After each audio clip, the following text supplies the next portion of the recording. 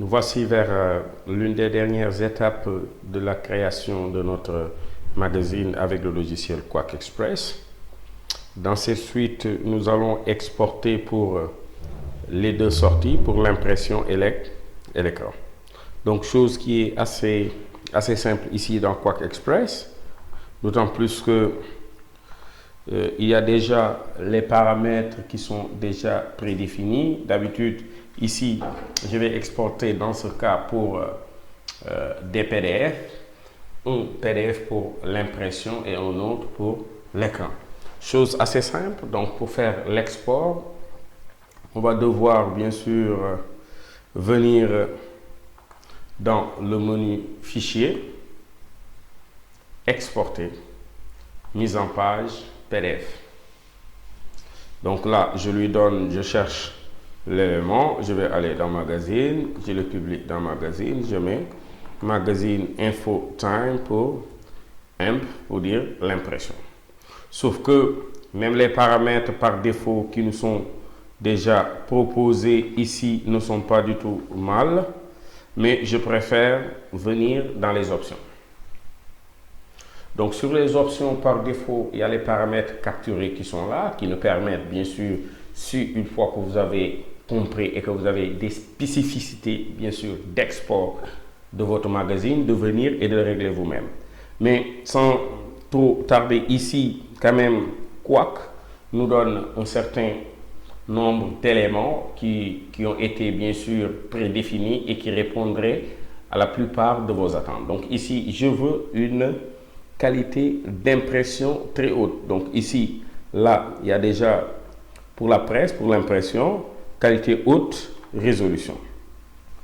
Ici, quand même, tout dépendra des spécificités que vous avez reçues au niveau de votre imprimeur, mais d'habitude, soit on a la possibilité d'exporter par planche, ce qui signifie que normalement, ma dernière page de couverture, je devais l'amener ici à gauche et exporter planche par planche. Une planche, ce n'est rien d'autre que les deux pages en regard, comme ça dans Quack Express. Exporter les pages dans des PDF séparés, peut-être pour un besoin bien sûr d'impression, mais ici on n'en a pas besoin. Si jamais dans votre mise en page, vous avez aussi des pages blanches, vous pouvez les inclure. Ici, dans notre cas, il n'y en a pas. Là aussi, pareil pour les chemins de fer, pour les chemins de couleur. Là, on n'en a pas besoin. Ici, on est pour l'impression. Donc, pour les métadonnées, bien sûr, on pouvait écrire, mais ce n'est pas aussi intéressant. Donc là, le nom. Et même les remplir, on le verra tout à l'heure quand on fera l'export pour l'écran. Les hyperliens, là aussi, pareil. Ici, si vous êtes sur écran, c'est ce que vous devez faire. Ici, on n'en a pas besoin. Donc, j'enlève tout ce qui est hyperlien et autres. Ce qui m'intéresse, c'est cette partie, dans la compression. Surtout ceux qui ont l'habitude d'utiliser la suite Adobe.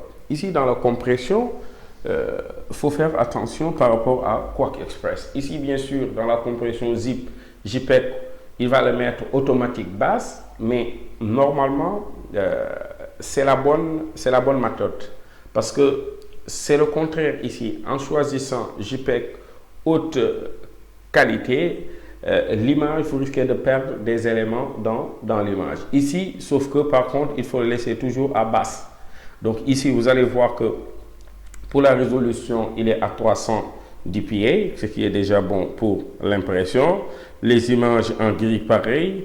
Le type de compression, bien sûr, on peut les laisser toujours les paramètres par défaut. Compresser le texte et les dessins traits. Maintenant, auquel cas, on peut toujours les décocher, mais je préfère le laisser comme ça.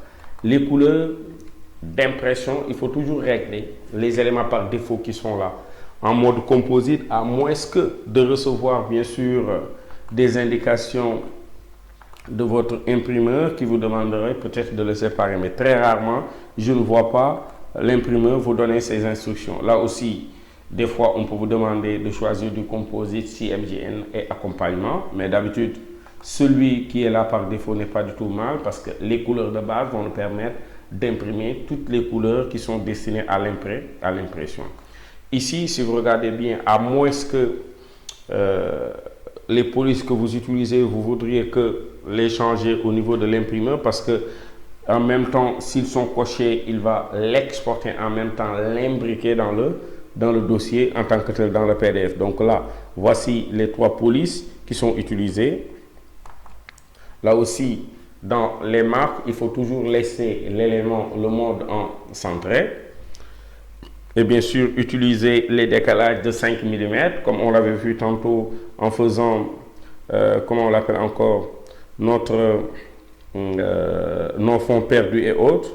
Là aussi, pareil, sauf que ici, dans les fonds perdus, il faut le faire ici, maintenant, pour des besoins ou bien par rapport à des choses assez différentes, vous pouvez essayer de les changer, mais d'habitude, les 5 mm qu'on avait utilisés comme fond vont se retrouver ici de façon symétrique. Ça signifie que sur tous les 4 côtés, on aura toujours, bien sûr, les éléments qui seront égaux sur les 4, ce qui va nous permettre de déborder avec les mêmes tailles. Donc ici, il faut cocher, détourer les bords du fond perdu pour voir le trait au niveau de l'export.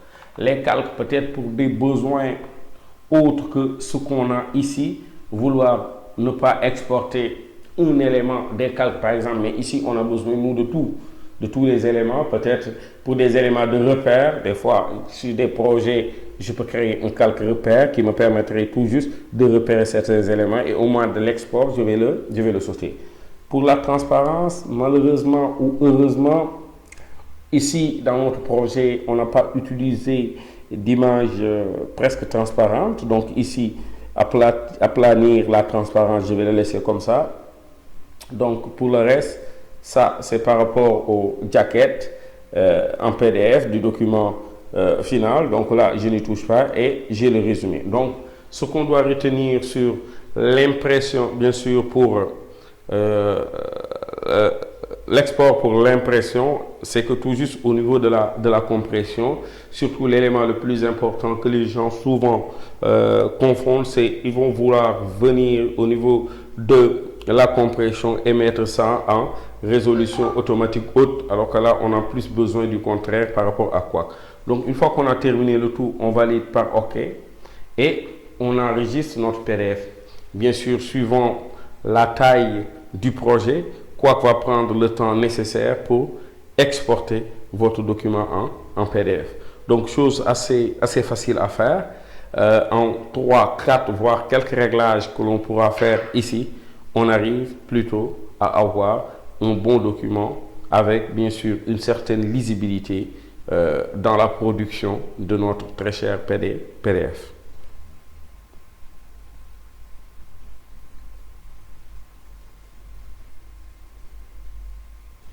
Donc là, le temps que ça va prendre, puisque c'est plusieurs pages avec des images quand même de très grande résolution, tant que Qwak puisse terminer l'export. Voilà, je crois que c'est terminé. On peut aller prévisualiser notre document dans Magazine, bien sûr, Magazine Qwak. Hop, on va l'ouvrir directement avec notre très cher PDF et on voit vraiment les traits de coupe qui sont là, les débords et notre document qui est là. Donc ici, ne serait-ce que changer à peu près ce qui ne sera jamais pareil, l'affichage des pages peut-être sur 2 pages comme ça, pour permettre de voir à peu près ce qu'on a comme résultat. Voilà, page 2, et là on voit bel et bien que nos images ont été bien sûr imprimées et on a la latitude de voir que à cette taille, l'export est terminé bien sûr avec les traits de coupe, tout ce qui existe comme élément ressource. Voilà, rien à dire. Donc voilà de façon très simple comment on exporte un document pour l'impression dans Qwak Express.